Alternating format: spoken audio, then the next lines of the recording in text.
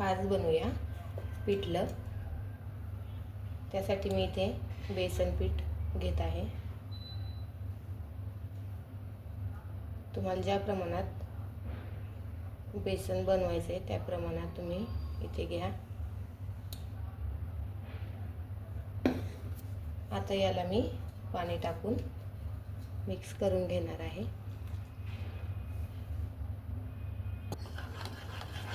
अशा प्रकारे याच्या सर्व गाठी आपल्याला मोडून घ्यायच्यात। पहा, चांगलं व्यवस्थित मिक्स झालं पाहिजे। आता हे मिक्स करून झाले। आता ठेवूया गॅसवर कढई। कढई गरम झाली आहे। आता लगेच आपण तेल घालून घेऊया। अगोदर मोहरी घालूया, त्यानंतर जिरे, कढीपत्ता, हिरवी मिरची आणि लसूणची पेस्ट केली आहे। आता टाकूया कांदा। हे चांगलं परतून घेऊ। आता टाकूया टोमॅटो। टोमॅटोमुळे छान टेस्ट येते पहा आपल्या बेसनला। हे पण चांगलं परतून घ्यायचं।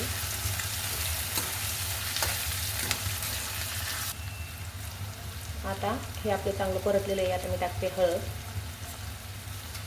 त्यानंतर कोथिंबीर,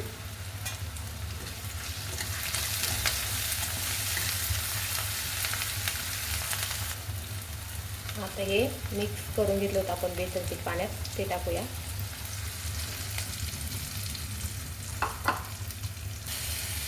आता हे चांगलं मिक्स करू।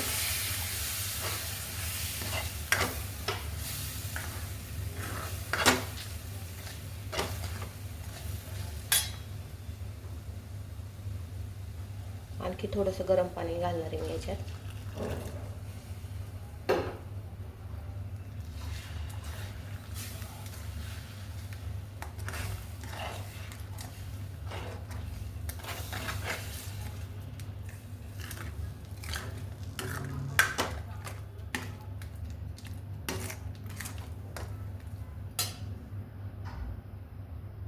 चवीपुरतं मीठ टाकायचं आहे आपल्याला आणि हे चांगलं परत मिक्स करून घ्यायचं।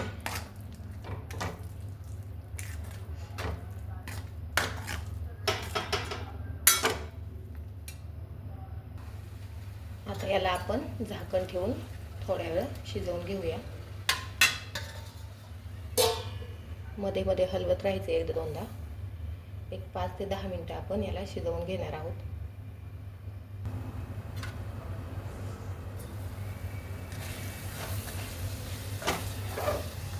आपलं बेसन शिजलेलं आहे पहा, खूप छान वास येत आहे। कशी वाटली रेसिपी कमेंटमध्ये नक्की सांगा।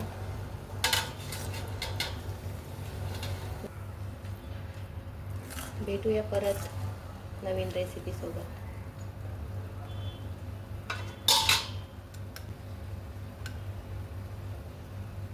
धन्यवाद।